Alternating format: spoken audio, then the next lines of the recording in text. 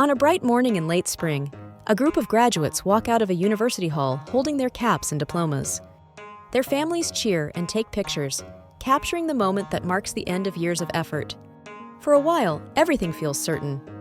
The future seems open, waiting to begin. But as the crowd slowly fades, the sound of celebration turns into silence. Phones appear in their hands, screens glowing with job search apps and empty inboxes. Some scroll through the listings quietly, counting how many require years of experience they do not have. Some refresh the same page again and again, hoping that something new might appear. The joy of graduation is quickly replaced by quiet confusion. They had studied for this moment, but the world that once promised opportunity now feels like it has no space for them. Across the country, similar scenes unfold every week. In coffee shops near campuses, graduates sit under soft yellow lights, writing cover letters that sound more desperate than hopeful. In small apartments, one of them opens an email that begins with the same familiar line. "Thank you for your interest." The message is polite, brief, and final. Some take unpaid internships just to stay close to their field, while others pick up part-time jobs, telling themselves it will only be for a while. But the weeks turn into months, and the first step of their career never appears. At night, small apartments glow with the light of laptop screens. Resumes are rewritten again and again, words rearranged to sound stronger, more professional. Some begin to wonder if their degrees have lost their weight. Others quietly ask if higher education itself still opens doors the way it once did. They are not without talent or ambition. They are simply part of a generation standing at the edge of an invisible starting line, one that seems to move farther away each day. If the first step of a career is gone, what caused it to disappear? Why are companies across the world suddenly pausing the very jobs that once began every career? In an office on a weekday morning, the sound of keyboards has grown quieter. The meeting rooms that once held interviews now stand empty, their glass walls reflecting the pale light of early sunlight. A stack of untouched resumes sits near the corner of a desk, paper edges curling slightly after weeks of waiting. No one knows when those resumes will be reviewed again. At first, people believed this quiet slowdown would be brief, a natural response to difficult times. But the pause has lasted far longer than anyone expected. Now, this stillness can be seen everywhere, from downtown offices to suburban industrial parks. Amid economic uncertainty and rising costs, companies began what they called a temporary hiring freeze. It started cautiously, with plans to resume within months. But 2 or 3 years later, that pause remains. What was meant to be a short-term decision has quietly created a new generation, one without a clear way in. For companies, the hesitation feels logical. Holding back on hiring reduces risk and preserves short-term budgets. But what looks efficient on paper hides a deeper cost. Without new employees entering, the flow of talent slows, and the next generation of managers, engineers, and analysts never begins their climb. In data from major recruitment platforms, listings for graduate positions have dropped by about a third in just 1 year. Each percentage point represents thousands of doors quietly closing. Across the United States and in many parts of the world, many firms that once hired fresh graduates in large numbers have simply stopped doing so. Internship programs have shrunk, trainee positions have vanished, and corporate entryways that once opened each spring now stay locked. The companies call it strategy, the graduates call it silence. And behind this silence, a new force is rising. Artificial intelligence is reshaping how work begins.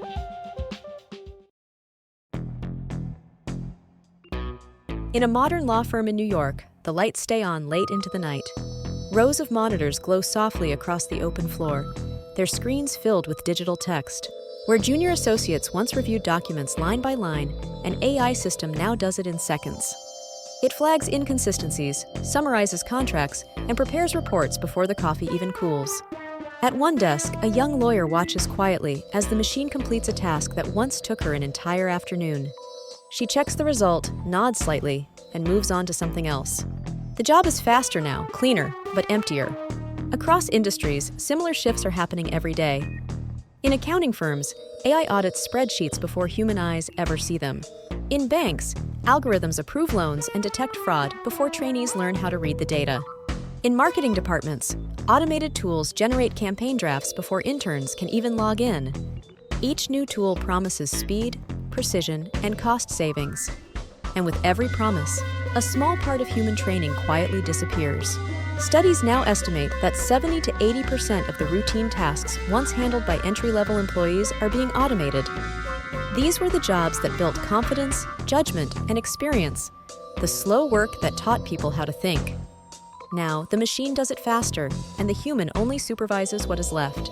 The learning that once happened through repetition and correction is fading from the workplace.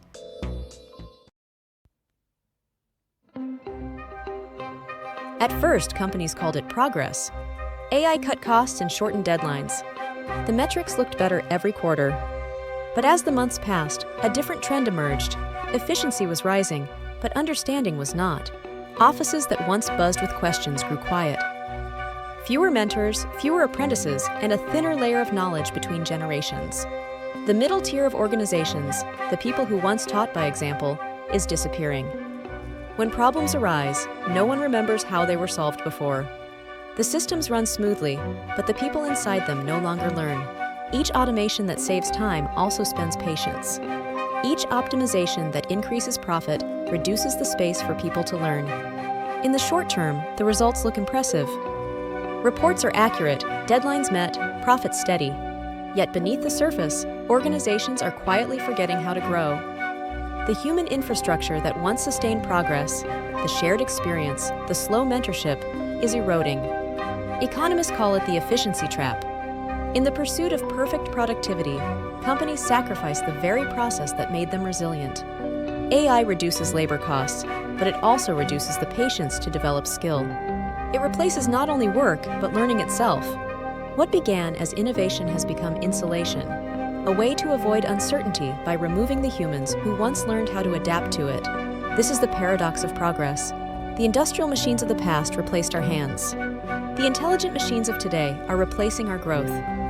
The first revolution made us stronger. This one makes us faster, but shallower. Efficiency was meant to serve us. Now it demands that we serve it. And as the world celebrates speed and precision, a different question quietly waits in the background. When the system finally stops, who will still know how to begin again? That question no longer belongs to one nation. It defines a world divided by how it works and who still learns. In the United States and Western Europe, entry-level jobs have quietly disappeared. Automation has replaced the early steps once taken by new graduates. Companies now seek experience that few can earn, creating a cycle where opportunity fades before it begins. The result is a generation educated but unable to practice what they know. Across Asia, mornings sound different. In South Korea, India, and Vietnam, factories and tech hubs still fill with young workers. Machines and people move side by side. Training happens through repetition, not simulation. Here, AI is not replacing the beginner, it is training alongside them. The learning curve remains steep, but it still exists. This contrast is widening. Western economies are becoming supervisors of automation, while emerging nations remain builders of progress. One side optimizes, the other creates. One saves time, the other gains skill. Economists call it the new labor divide, a split not just between rich and poor countries, but between societies that still value human learning and those that have quietly outsourced it to machines. In Tokyo, executives speak of coexistence between people and technology. In New York, they speak of efficiency and control. Both paths lead forward, but not toward the same future. The world once advanced together, industrializing, globalizing, learning. Now it moves in two directions. And beneath the numbers and innovations, one truth remains. Every society that stops teaching will one day forget how to lead. But some are beginning to remember.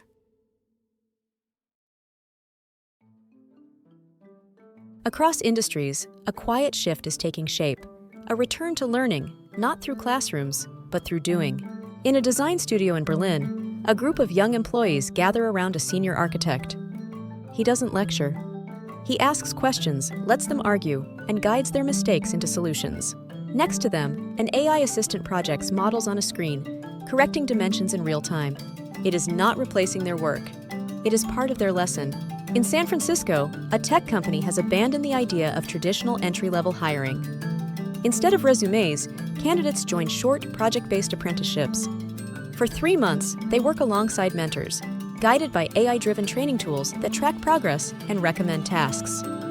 When they finish, they don't earn a diploma. They earn proof, a record of what they built, what they solved, and what they learned. Similar experiments are spreading. In Japan, manufacturing firms pair retirees with young engineers, using AI systems to translate decades of experience into digital guides. In South Korea, universities and companies share joint campuses where students split their week between lectures and production floors. In the United Kingdom, new professional certificates now count more than degrees, emphasizing capability over theory. It feels familiar because it is.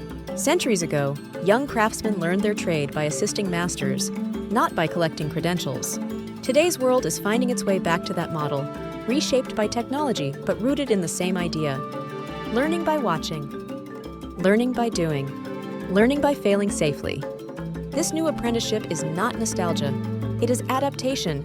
It recognizes that in an age when machines can know everything, humans must remember how to learn anything. AI can teach, simulate, and assist, but the spark of understanding still begins in the human mind. The challenge now is not to resist technology, but to rebuild the pathways that allow people to grow with it.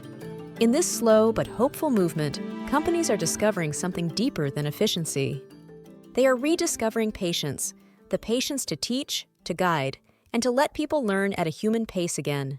And perhaps, in that rediscovered rhythm of teaching and doing, the future of work will not be lost, but relearned. But even in this small moment of hope, an undeniable truth remains. This job-pocalypse is not just a temporary downturn. It is happening because the very way the world works is changing. Across the United States and in many parts of the world, entry-level jobs are disappearing, not because there is no work left, but because technology has begun to rewrite the meaning of work itself. AI has brought speed, precision, and convenience. It has reduced costs, removed repetition, and rewritten the standard of efficiency. But beneath this brilliance lies another side, a quiet cost hidden behind progress. The more we automate, the less we practice. And when practice disappears, so does growth. The collapse does not arrive with headlines. It unfolds silently, under the pale light of office screens, as the speed of work moves faster than the speed of understanding. We are building a future where machines can do everything, yet they will never know what it means to begin. Perhaps progress has never moved this quickly, but in chasing speed and perfection, we may be erasing the very process that once made us human, the slow, imperfect, essential act of learning. So now we must ask ourselves, our generation, in our effort to make the world more efficient, are we losing the very ability that once allowed us to grow?